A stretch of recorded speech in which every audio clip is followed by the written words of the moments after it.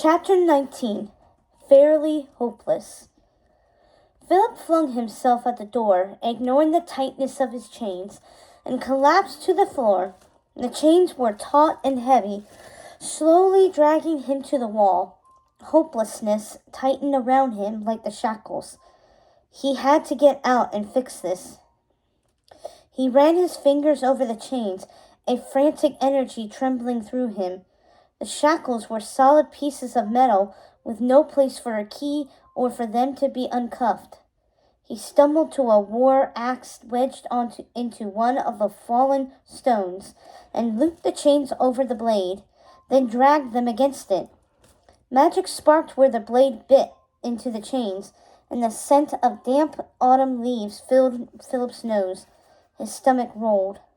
"Come back here," he shouted. "Come back and I'll really spit in your face, you traitor." He picked up the chains and checked the links that had struck the blade. They were whole and unblemished. Philip would have bet anything that the shackles could only be removed with magic. He sank to his knees. He couldn't give up. He couldn't let this dread and worry drown him. A castle suddenly shook violently. Dust rattled out from between the stones and rained down on Philip. The commotion hit a crescendo, and Philip buried his face in his hands. Shouts echoed through the crumbling walls, and howls filled the rigid air. Slowly the shaking eased. A door creaked outside Philip's cell. He wiped his dust-covered face and lifted his head. A horned shadow fell across the floor, and Philip followed it to the face.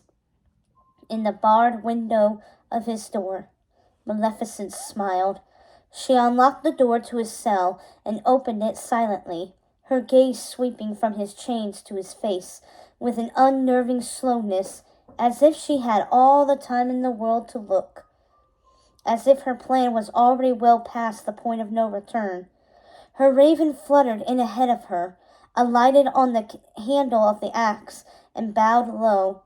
Maleficent glided toward Philip with a put-upon frown. "Oh, come now, Prince Philip, why so melancholy?" asked Maleficent. The clack of her raven's claws was like laughter. "A wondrous future lies before you." She motioned to him and then drew her arms against her chest, clutching her staff to her and leaning against it. The dark silk of her robes hung like furled bat wings about her shoulders. Philip drew back from her. "You, the destined hero of a charming fairy tale come true," she said, and savored every word.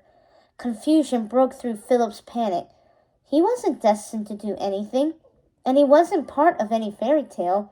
It was Princess Aurora, cursed and awaiting her true love, at the heart of everything. Oh, Maleficent had assumed he was the princess's true love. It was laughable. She didn't know the details of her own curse, and now her plan was already falling apart. He wasn't the destined true love. He was just Philip. He grinned, opening his mouth to hold that fact over her. But before he could speak, she laughed. Maleficent swirled a hand over the green gem atop her staff. The air tightened around them, charged by the summoning of her magic. She was the green skies that heralded twisters and monstrous storms, the clench in Philip's chest that was his instinct to flee. Danger had arrived. "Behold, King Stephan's castle," said Maleficent, tilting the staff toward him. The crackling magic within the gem twisted like smoke and cleared from the center. An image appeared. The white castle tower stained indigo by night. An odd stillness had settled over every window and rampart.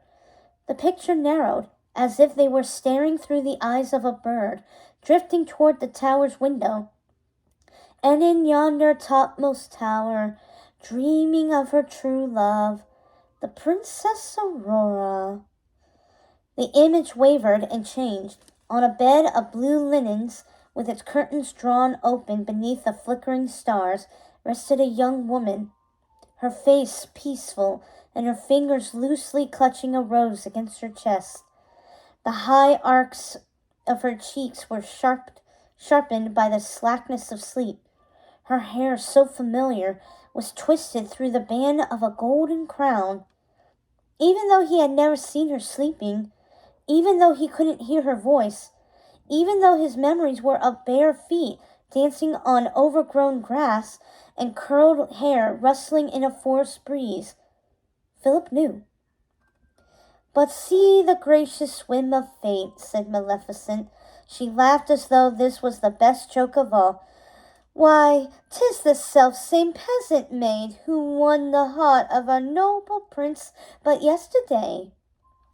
Briar Rose, who had been raised by 3 mysterious aunts who lived oddly close to King Stephan's castle, yet had never been found, and who had never been allowed to leave her home due to a mysterious danger, was Princess Aurora, his betrothed, the girl who had been tied to him since childhood, the girl he had been dreaming of just as long. He had been too caught up in his life for too long and hadn't figured it out. He really should have. It seemed obvious to him. If she was sleeping now, Briar Rose's first introduction to the world must have been pricking her finger on a spindle and succumbing to the curse. He had known something was coming, but not for her. She was supposed to be safe. But why was Maleficent showing him this? He was only Princess Aurora's betrothed, and Maleficent didn't know about the dreams. She must have known about their meeting the day before, but that didn't make them true loves. The image changed again, focusing on Princess Aurora's, but that name didn't fit yet. It had never been hers. Face. And Philip clenched his teeth to keep from speaking. He had always assumed that meeting Aurora would be terrible and unsufferable, and that he would hate her on sight. But it seemed like he would be marrying the peasant girl he told his father about after all, if they got out of this. Unfortunately, it would be with none of the satisfaction of annoying his father. Humor usually calmed him down, but the thought only chilled him. Briar Rose's face grew clearer as Maleficent spoke. "She is indeed most wondrous fair, gold of sunshine in her hair, lips that shade the red, red rose. In ageless sleep she finds repose." If Maleficent was confessing her ultimate plan, she owed it to Briar Rose to mention more than her pretty face. She wasn't some princess who existed only to be beautiful and cursed. Briar Rose had a life before all this. Maleficent chuckled as if she could read his thoughts, and Philip winced. He had let his concern show. He would have to be more careful if he wanted to know what Maleficent had planned. The image swirled again, and Maleficent's own face appeared before him. "The years rolled by, but 100 years to a steadfast heart are but a day. And now the gates of a dungeon part, and our prince is free to go his way." Philip leaned in closer to the image, uncertain of what he was seeing. This new picture was of Philip, old and slouched, with a shield of virtue on his arm and a weary Samson carrying him through the gates of Maleficent's castle. 100 years older he was supposed to be in this future of Maleficent's, alive and hale enough to get on a horse. Philip looked away, unable to witness more. Maleficent's plan to leave Briar Rose in an accursed sleep for 100 years until everyone she loved was dead or old, and then send him to wake her with true love's kiss, made no sense. In 100 years, unless she used magic to keep him alive, he would likely be long dead, and Samson would too. But most ridiculous, most bizarre, because how had Maleficent gotten her own curse wrong, was the idea that Philip was the princess's true love. Maleficent was blowing it out of proportion. Philip wouldn't deny that he had feelings for Briar Rose, feelings that were far softer than he might have expected.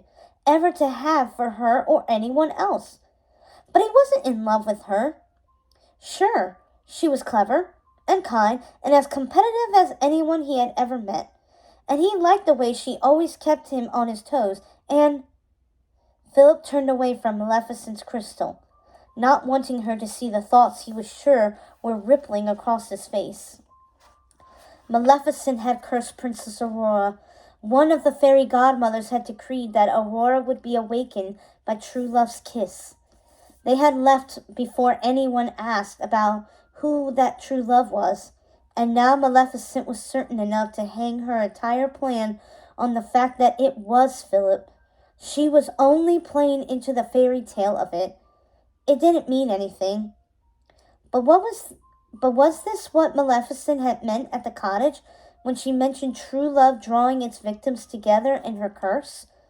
That couldn't be the reason for the dream wood and the thorn wall. Even if Briar Rose and he had been dreaming of each other for ages, even if he was dying to speak with her again, if just for a moment, and even if Maleficent believed it to be true, there was no way Briar Rose could love him. Off he rides on his noble steed, a valiant figure, straight and tall, to wake his love with love's first kiss, and prove that true love conquers all. Philip forced himself to look at the final image, but there was none. Maleficent leaned in close. Philip lunged at her, his chains yanking him back. "Come, my pet, let us leave our noble prince with these happy thoughts," said Maleficent, holding out her fingers for her raven. "A most gratifying day." Philip tried to follow her, but the chains held and the door shut with a final horrible click. Maleficent laughed again. "For the first time in 16 years, I shall sleep well." He couldn't breathe. It didn't matter if Maleficent was wrong and he wasn't Briar Rose's true love. He couldn't leave her alone to suffer the curse. Philip's mind whirled with Maleficent's plan. She would go to war against the kings and humanity while Briar Rose slept, and Philip languished in chains, breaking the hearts of King Hubert and King Stefan. And her entire plan hinged on Philip's not being able to escape while Briar Rose slept. Oh, a cursed sleep was still sleep. Alone but comforted and more desperate to visit the wood than he had ever been in his life, Philip curled up in his cell and tried to rest.